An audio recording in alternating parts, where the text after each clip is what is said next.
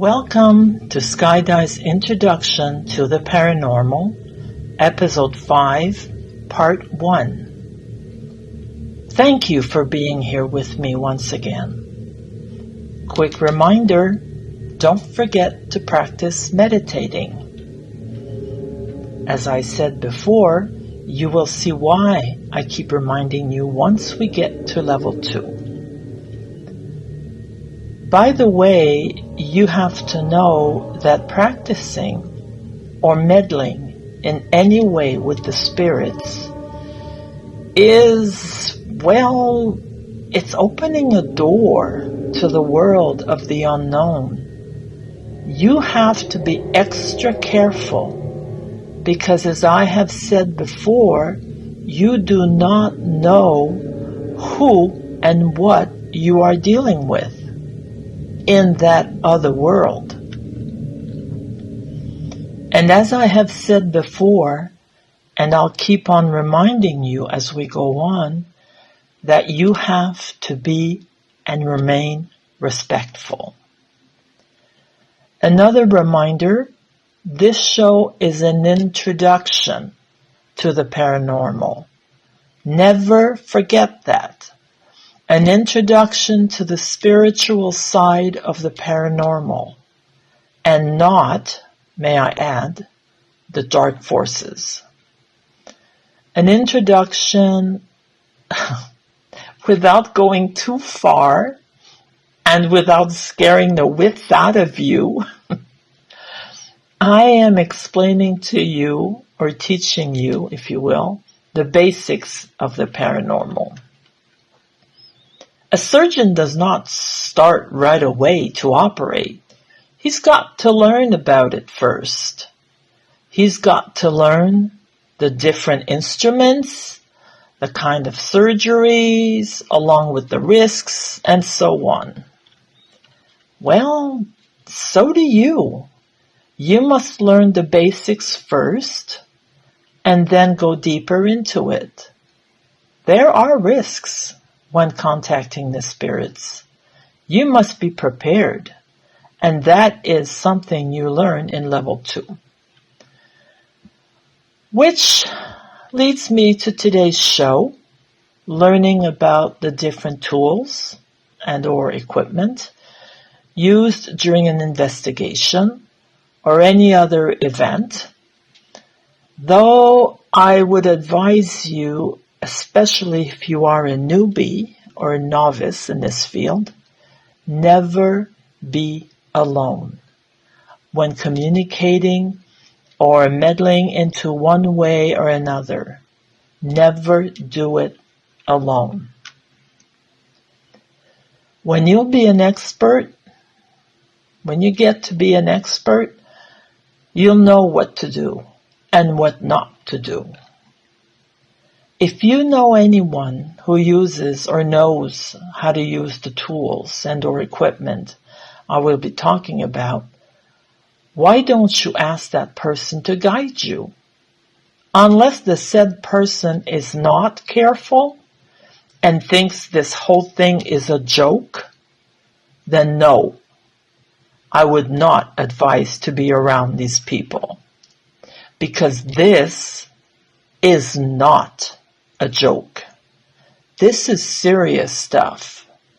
There could be consequences afterwards. Before I start, I would strongly suggest that when using whatever tool you will have, do not hold it in your hands. For example, when recording, if you move your hand, unknowingly of course, you can hear it in the recording. Then you'll think there was some kind of activity when investigating, as opposed to when you leave these tools on a flat surface, then whatever energy is around it will be heard more clearly. But make sure that everyone involved in the investigation knows that it's there, since investigations are normally done at night in the dark. Always know where you put or set up your equipment so no one around can kick it by mistake or walk too close by a table and move it by accident. This podcast is a special one as opposed to the others because this one has 2 parts to it. So, this is episode 5, part 1. So let's start. As I told you in my last podcast, episode 4, get a pen and paper to take down the information and the names of the tools I will be giving you.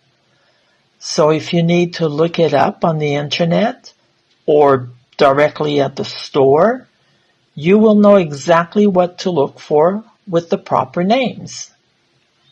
Most of the tools or equipment that I will be talking about are used on a regular basis by paranormal investigators or ghost hunters.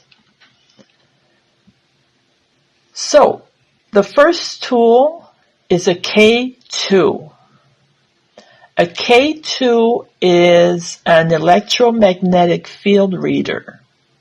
You could be a novice or an expert when using this tool.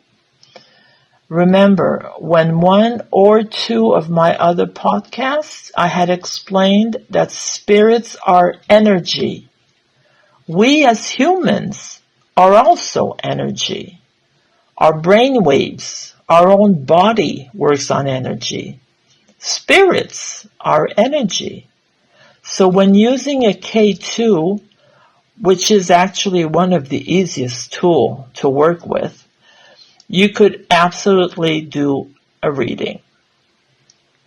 Unfortunately, the one thing it does not do is record any sound. No audio whatsoever. But you can still contact the spirit with it because at the top of this tool, you see 5 different lights which are turned on in the presence of energy or a spirit. You could ask questions to the spirit and get the answer by having the light flicker or flash. Or the lights could just light up without any flashing whatsoever.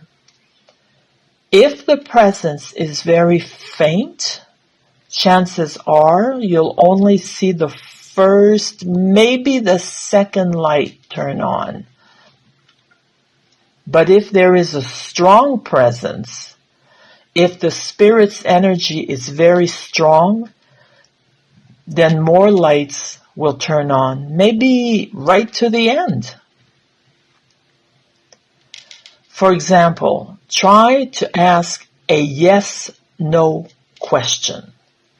Give your instructions to the spirit before questioning. Then you ask your question. If the answer is yes, the light will turn on. If the answer is no, then no lights. I strongly recommend that the K2 not be used near an electric panel or anywhere there is energy or electricity of some kind, because that can absolutely give you a false reading. Remember, the K2 works, or if you will, detects electromagnetic field. So any electrical gadgets or panel or machinery can give you a false reading. The next tool, the ghost box. The ghost box works like radio waves or FM frequencies, which makes it hard to understand because we can hear the static. I find it very hard to understand or even know who is answering the question. The best way I can explain it would be if If you have many spirits in the area where you are, then you could hear many voices all talking at the same time. I say you almost have to be an expert using that kind of ghost box. Now, there are a couple of different ghost boxes. One that shows you the answer. Just like any other tool or machinery, they get to be more sophisticated with time. So these so-called ghost boxes that have a vocabulary within the gadget, depending on the kind or brand you buy, some have a few thousand words already programmed into it. I think anywhere between 2,000 to 5,000 words, giving the spirit the opportunity of explaining itself or giving the answer with a more specific term or word. It will not give you a whole sentence, but it will give you a word or two on the display, like the display on the phone receiver. Camera.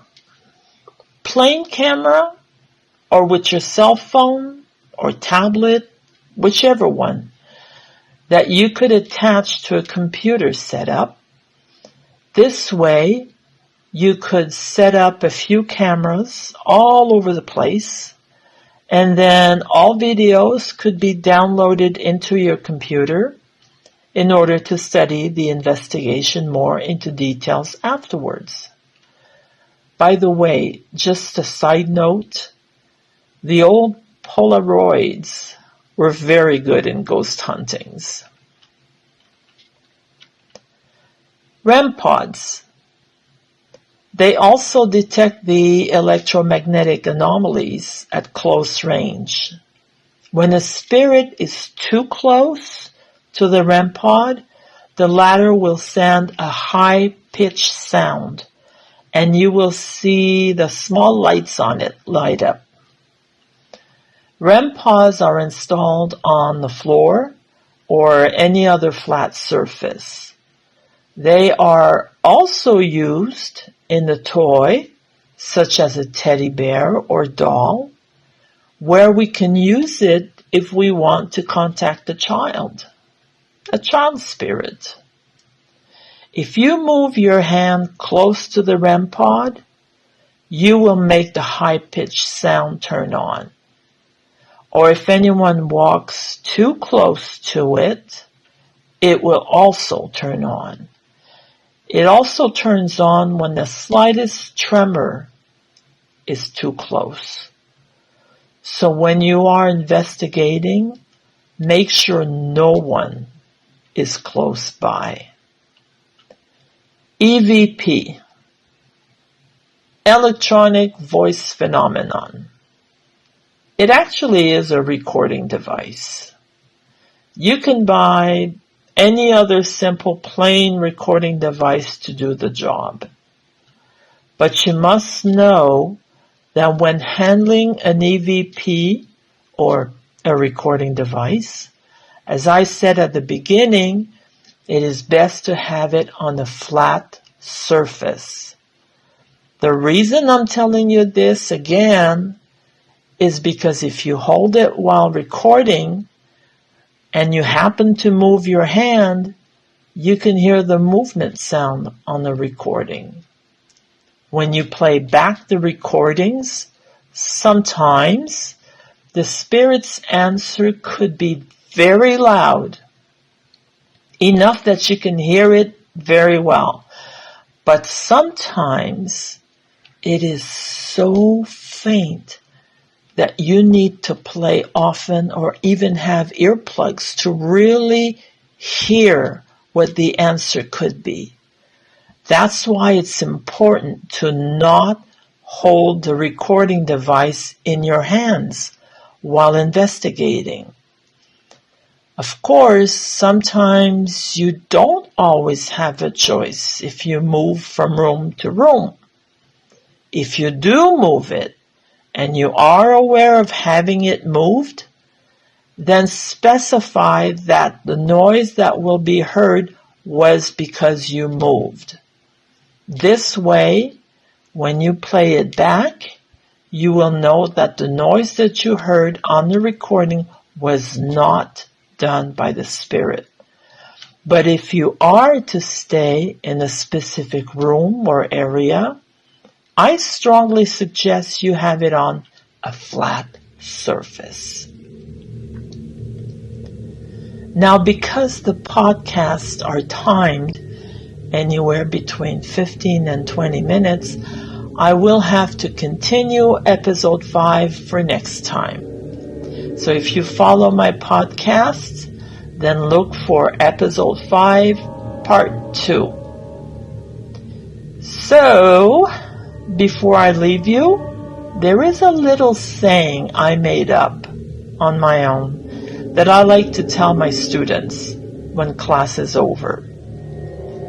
Good night, sleep tight, don't let the ghosts bite your toes.